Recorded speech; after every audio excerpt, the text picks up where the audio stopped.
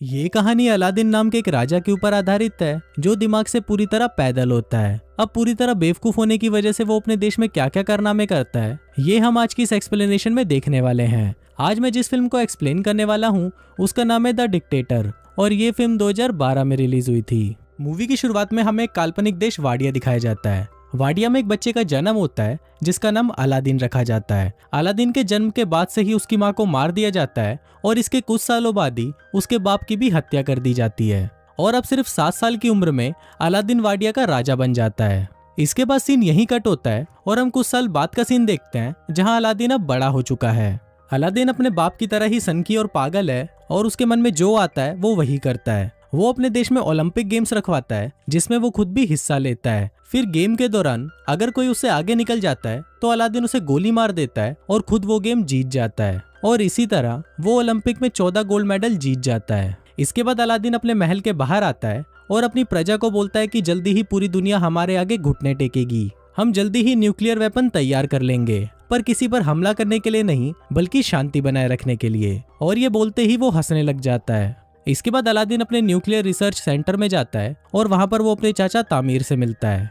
फिर वो दोनों अंदर जाते हैं और वहां अलादीन देखता है कि उसकी मिसाइल बहुत ही छोटी बनी है। अब ये देखकर अलादीन को बहुत गुस्सा आ जाता है और वो अपने साइंटिस्ट नदाल को बुलाने के लिए बोलता है। पर इस पर बाकी के साइंटिस्ट उसे बताते हैं कि जब आप पिछली बार यहाँ पर आए थे तो आपने नदाल को मरवा दिया था। अलादीन को इस बारे में कुछ याद नहीं होता, पर जब वो अपने दिमाग पर जोर डालता है तब उसे याद आता है कि जब वो 2 साल पहले यहाँ पर आया था तो उसने अपने साइंटिस्ट नदाल को मरवा दिया था। अब फिल्म वापस प्रेजेंट में आती है और एक साइंटिस्ट अलादीन को बोलता है कि शायद आप ये बात भूल गए थे, पर इस पर अलादीन हंसते हुए उसे बोलता है कि मैं भूला नहीं था और फिर वो उस साइंटिस्ट को भी मरवा देता है। इसके बाद अलादीन वापस अपने महल में आ जाता है जहाँ पर उसकी सिक्योरिटी में सिर्फ लड़कियां होती हैं। दरअसल अलादीन अपनी सिक्योरिटी के लिए सिर्फ लड़कियां ही रखता है ताकि बाद में वो उन्हें बचा सके। फिर जब अलादीन अपनी कार से बाहर निकलता है तभी वहाँ एक आदमी आकर उसे गोली मार देता है, पर बाद में हमें पता चलता है कि ये आदमी अलादीन नहीं बल्कि उसका डुप्लीकेट था। दरअसल अलादीन हमेशा ही अपने साथ एक डुप्लीकेट रखता है ताकि जब भी उस पर हमला हो तो हमेशा उसका डुप्लीकेट ही मारा जाए। अलादीन दिमाग से इतना चूतिया होता है कि वो अपनी डुप्लीकेट की लाश को उठने के लिए बोलता है और फिर जब वो लाश नहीं उठती तो अलादीन अपने अंकल को इशारा करता है कि इसे भी मरवा दो। फिर अलादीन के वहां से जाते ही उसके चाचा तामीर किसी को फोन करते हैं और उसे बोलते हैं कि अलादीन इस बार भी बच गया और अब हमें उसके जैसे दिखने वाले किसी और को ढूंढना होगा जो हमारा काम कर सके। अब ये देखकर हम व्यूवर्स को पता चल जाता है कि अलादीन को उसके चाचा तामीर ही मरवाना चाहते हैं ताकि वाडिया की पूरी सत्ता उनके हाथों में आ सके। इसके बाद ये लोग अलादीन के हमशक्ल को ढूंढना शुरू करते हैं और उन्हें एक आदमी मिल भी जाता है जो बिल्कुल अलादीन की तरह दिखता था, पर यह आदमी भी अलादीन की तरह ही दिमाग से पैदल होता है। दूसरी तरफ हम अलादीन को देखते हैं जो एक हॉलीवुड एक्ट्रेस मेगन फॉक्स के साथ पलंग तोड़ रहा होता है और पलंग तोड़ने के बाद वो उसके साथ एक फोटो खिंचवाता है और वो उस फोटो को अपनी दीवार पर चिपका देता है। उसी दीवार पर हम और भी कई सारी लड़कियों की फोटोज देखते हैं जिनके साथ अलादीन अब तक पलंग तोड़ चुका है। फिर अगले दिन जब अलादीन वीडियो गेम खेल रहा होता है तभी वहां पर उसके चाचा तामीर आते हैं और उसे बोलते हैं कि तुम्हें अमेरिका जाकर अपने परमाणु हथियार बनाने के बारे में उन्हें सफाई देनी होगी और अगर तुमने ऐसा नहीं किया तो वो लोग अपनी फौज को यहाँ बेचकर वाडिया पर कब्जा कर लेंगे।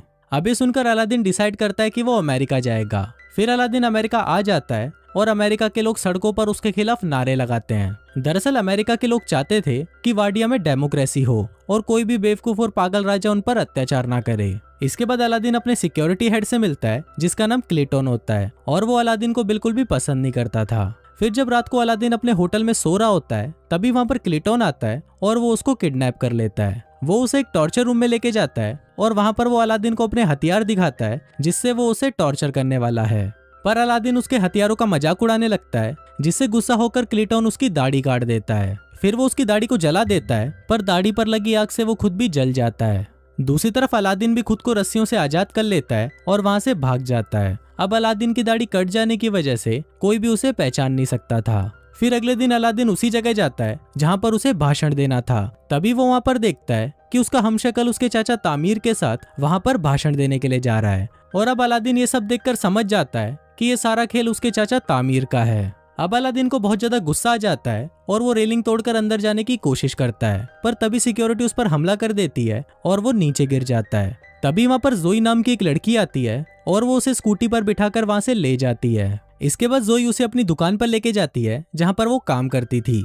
जोई अलादीन को कुछ कपड़े देती है और उसे पूछते है कि क्या तुम मेरी दुकान पर काम करोगे, पर इस पर अलादीन उसे बोलता है कि मैं चूतियों के साथ काम नहीं करता और ये बोलकर वो वहाँ से चला जाता है। अब अलादीन सड़कों पर भटक रहा होता है और तभी वहाँ उसे नदाल दिखता है, जिसे उसने कई सालों पहले मरवा दिया था। अलादीन नदाल को जिंदा देखकर हैरान हो जाता है और वो उसका पीछा करने लगता है। पीछा करते हुए अलादीन एक बार में पहुंच जाता है जहाँ पर सिर्फ वही लोग आते थे जो अलादीन से नफरत करते थे।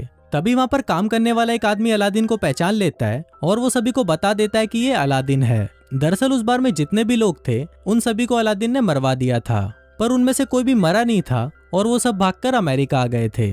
इसके बाद वो सभी अलादीन को पकड़ लेते हैं और उसे मारने की कोशिश करते हैं। वो अलादीन को टपकाने ही वाले होते हैं कि तभी वहाँ पर नदाल आ जाता है और उन सभी को बोलता है कि ये मेरा कजन है। दरअसल यहाँ पर नदाल ने अलादीन को पहचान लिया था। इसके बाद नदाल उससे पूछता है कि तुम यहाँ पर क्या कर रहे हो, तो अलादीन उसे बताता है कि उसके चाचा तामिर ने उसे धोखा दिया और वो वाडिया पर कब्जा करना चाहते हैं। फिर अलादीन नदाल को बोलता है कि तुम्हें मेरी हेल्प करनी होगी, जिस पर नदाल मान तो जाता है, पर वो उसे बोलता है कि मुझे मेरी नौकरी वापस चाहिए, जिस पर अलादीन भी मान जाता है। फिर अगले दिन अलादीन और नदाल उस होटल के पास जाते हैं जहाँ पर अलादीन का हमशक्ल रहता है। तभी वहाँ पर अलादीन जोई को देखता है और उससे छुपने लगता है। फिर नदाल उसे पूछता है कि तुम ऐसा क्यों कर रहे हो, तो अलादीन उसे बताता है कि मुझे वो लड़की बिल्कुल भी पसंद नहीं है, जिस पर नदाल उसे बोलता है कि अगर तुम इस लड़की को जानते हो तो उसकी मदद से हम इस होटल में आसानी से पहुंच सकते हैं। अब अलादीन ना चाहते हुए भी जोई की शॉप में काम करने लगता है, पर वहाँ पर वो ढंग से काम करने की बजाय सभी चीजों को बिगाड़ देता है। फिर अलादीन को नदाल का कॉल आता है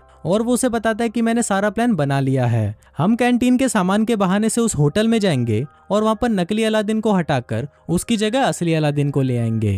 अब अलादीन को ये प्लान अच्छा लगता है और इसके साथ साथ उसे धीरे धीरे जोई भी पसंद आने लगती है, जिसकी वजह से अब वो शॉप में अच्छे से काम करने लग जाता है और वो उसकी शॉप का पूरा नक्शा ही बदल देता है। फिर एक दिन शॉप में एक औरत को लेबर पेन होने लगता है और उस समय इतना वक्त नहीं था कि उसे हॉस्पिटल ले जाया जा सके। अब अलादीन को पता नहीं होता कि डिलीवरी कैसे करवाई जाती है, पर फिर भी वो उस औरत की सक्सेसफुल डिलीवरी करवा देता है। अब ये देखकर जोई भी अलादीन से इम्प्रेस हो जाती है और उसे उससे प्यार हो जाता है। फिर जोई अलादीन को बोलती है कि वो अपनी पूरी जिंदगी उसके साथ बिताना चाहती है, पर इससे पहले अलादीन उसे बोलता है कि मैं तुम्हें कुछ बताना चाहता हूँ, और फिर वो जोई को अपनी सच्चाई बता देता है। अब सब कुछ सच जानने के बाद जोई उससे बहुत गुस्सा हो जाती है और वो उसे वहाँ से जाने के लिए बोलती है। फिर अलादीन जब सड़कों पर घूम रहा होता है तो वो टीवी पर देखता है कि वाडिया के लोग उसके जाने से बहुत ज्यादा खुश हैं और वो अपने देश में डिक्टेटरशिप नहीं चाहते।